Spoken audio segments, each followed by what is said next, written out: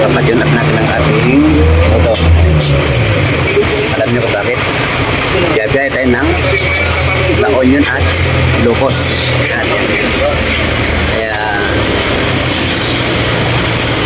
tatarin natin ang ating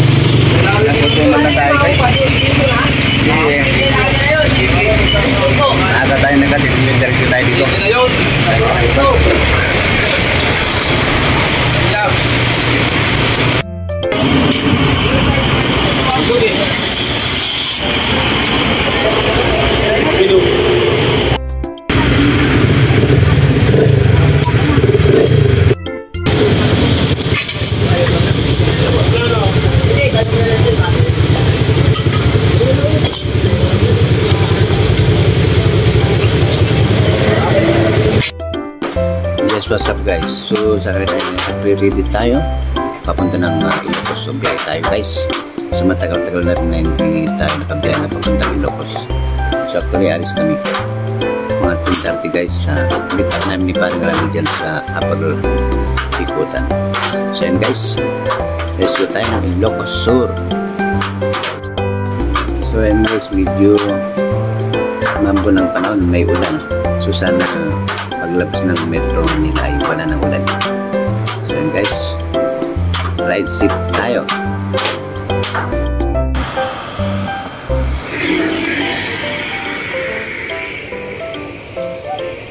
So welcome to Nueva Ecija. Hello guys, nasa Nueva Ecija.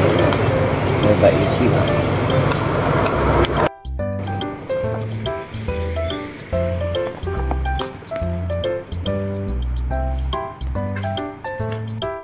Dito na kami sa Rosario, Launi.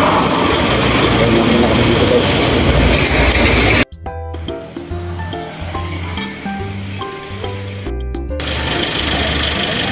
Stasyon muna kami dito kasi antok na guys. So sa Rosario, Launi. Okay guys, ayun muna kami dito. Yung sinaparing Grande ay nasa loob ng sinilit. Ito naman nagre-relax na naman ako dito. Pagod. Sana yung nagbiyahe nyo. Tagal naman pinakabiyahe ng mga. Kape muna tayo guys. Mga papahinga.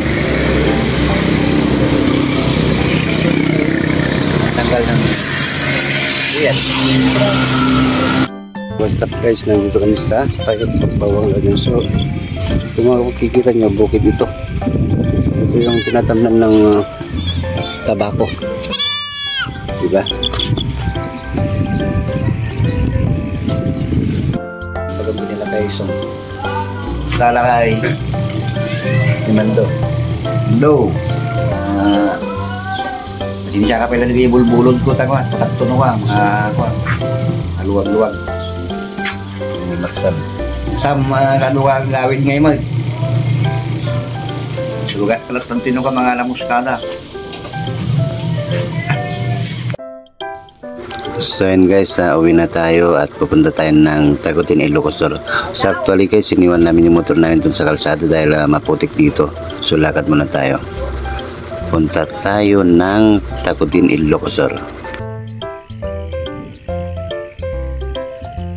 Actually guys, doon lang kami nagpahinga sa kapatid ko. Hindi, doon na kami ng Ilocos. So ayun, konting tulog lang kami tapos kain, and then diretso na ulit ng Ilocos.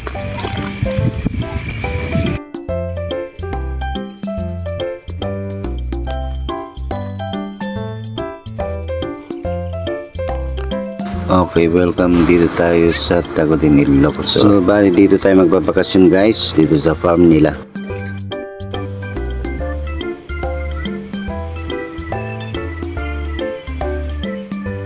Loob nyo guys, oh.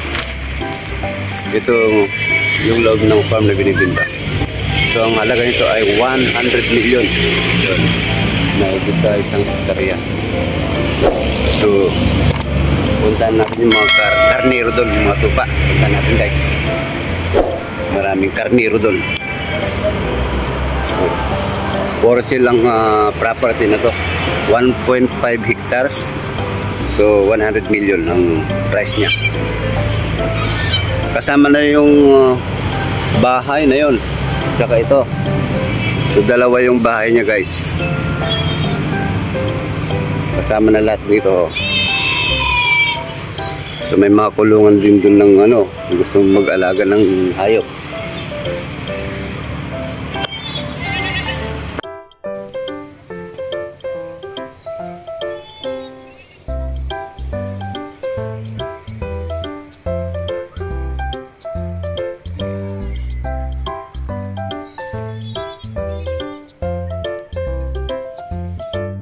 Puntahan natin yung kambing at saka yung mga tupa o karnero. Ayan sila. Yun. So ayan guys, gusto nyong bilhin to, 100 million, 1.5 hectares. Kasama na itong mansyon isa, tapos merong pang maliit na mansyon dun. Ajit ka pada.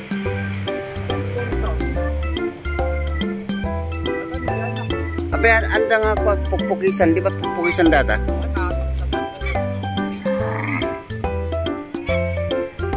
So yun guys,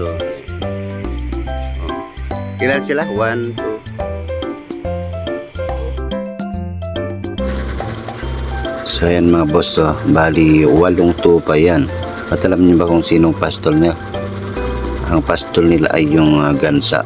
So yung gansa na yun, yun ang sinusundan nila lagi. So ang galing, no? Yan. Yung mga tupa. Yun. Guys, ayan yung mga tupa. Ayan. Oh. Ayan yung mga tupa dito. So meron din baka dun. Ayan. Ayan din, may baka din.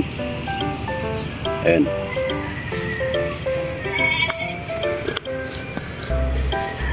Welcome dito sa Ilocos.